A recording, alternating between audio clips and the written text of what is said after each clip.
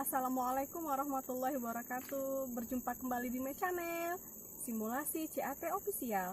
Pada hari ini kita akan melanjutkan pembahasan soal kita untuk persiapan SKB untuk formasi kebidanan. Teman-teman udah siap? Yuk kita mulai. Kita masuk soal pertama. Nutrisi yang diperlukan ibu hamil untuk mencegah kerusakan syaraf atau spina bifida pada janin adalah A. Kalsium, B. Tambah darah, C. Mineral, D. Asam folat, E. Vitamin C. Jawabannya adalah D. Asam folat.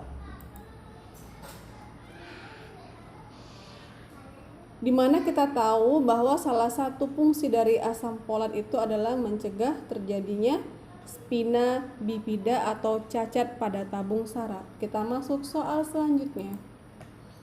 Berapakah volume air ketuban pada kehamilan cukup bulan? A. Kurang lebih 2000 ml, B.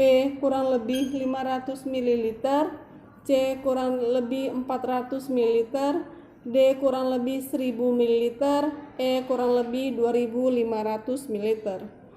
Jadi volume air ketuban untuk kehamilan cukup bulan itu jawabannya adalah D. Kurang lebih 1000 ml.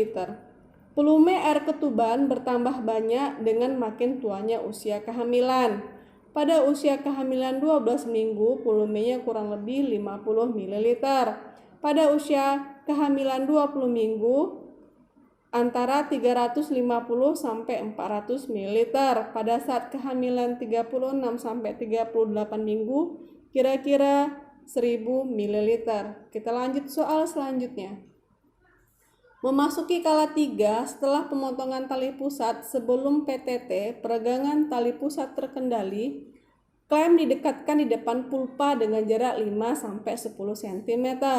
Hal ini berfungsi untuk A. Agar mempermudah pengeluaran plasenta dan mengontrol kontraksi, B. Agar mempermudah pengeluaran plasenta dan mengurangi perdarahan ibu, C. Agar mempermudah pengeluaran plasenta dan menyeimbangi penarikan plasenta, D. Memegang tali pusat lebih dekat pulpa akan mencegah avulsi tali pusat, D. Plasenta akan cepat lepas dari implantasinya.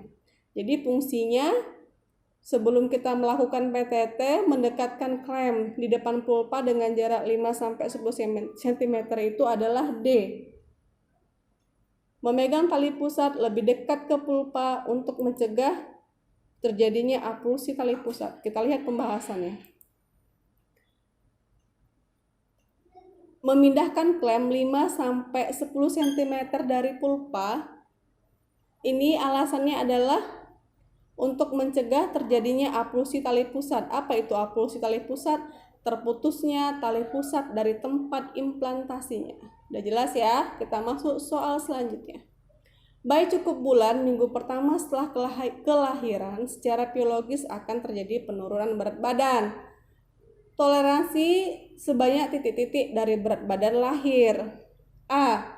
2-5%, B. 1-3%, C 5-10%, D 20%, E 15%. Jadi bayi secara fisiologis untuk kehidupan minggu pertamanya itu akan mengalami penurunan berat badan. Itu toleransinya sebanyak C 5-10%.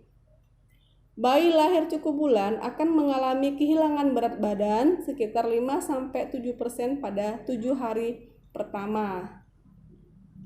Kita lanjut soal selanjutnya. Kapan dilakukan sanggah susur ketika melaksanakan APN? A. Setelah kepala lahir, B. Setelah melakukan putaran paksi luar, C. Setelah bayi melakukan putaran paksi luar, D. Setelah ekspulsi bayi seluruhnya, E. Setelah kelahiran bahu. Jadi melakukan sanggah susur ketika pelaksanaan asuhan persalinan normal itu ketika E. Setelah bahu lahir. Kita lihat pembahasannya. Setelah bahu lahir, geser tangan bawah ke arah perineum untuk menyanggah kepala, lengan dan siku ke sebelah bawah. Gunakan tangan atas untuk menelusuri dan memegang tangan dan siku sebelah atas. Setelah badan dan lengan lahir, tangan kiri menyusuri punggung ke arah bokong dan tungkai ke bawah janin.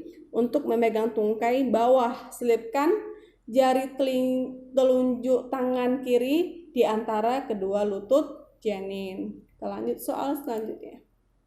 Air ketuban kurang dari 500 ml disebut A. hidramnion, B. amniotomi, C. polihidramnion, D. oligohidramnion, E. hidroksida. Kita lihat soalnya 500 ml, artinya air ketubannya kurang dari normal.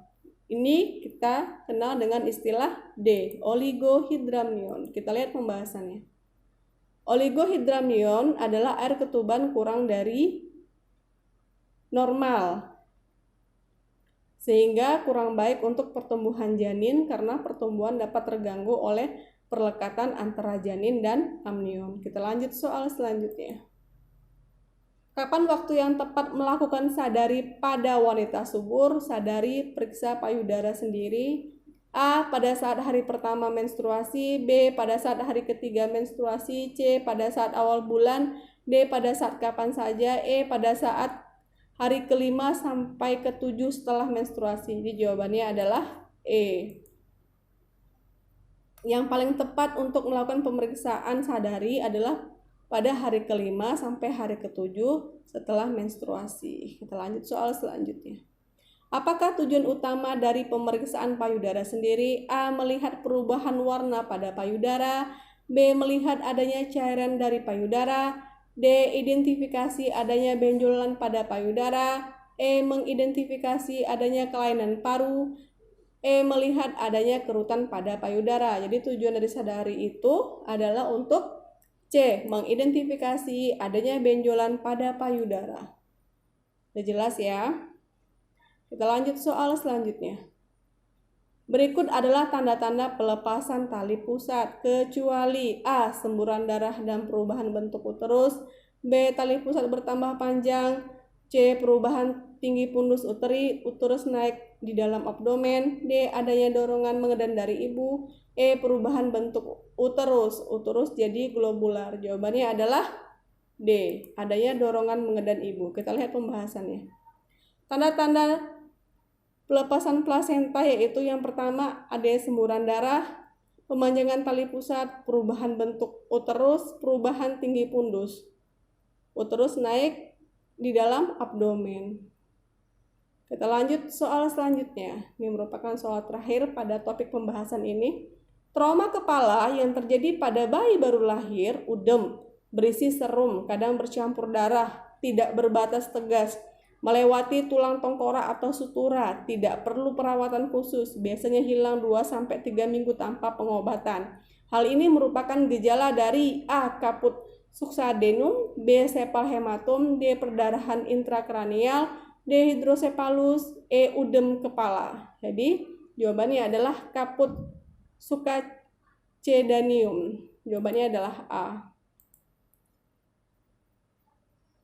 Jadi gejala terjadinya kaput itu sendiri, yang pertama ada udem di kepala, terasa lembut, benjolan berisi serum dan kadang bercampur dengan darah, udem melampaui tulang tengkorak atau sutura, batasnya tidak jelas, permukaan kulit pada benjolan berwarna ungu atau kemerahan, benjolan akan menghilang 2-3 minggu tanpa pengobatan.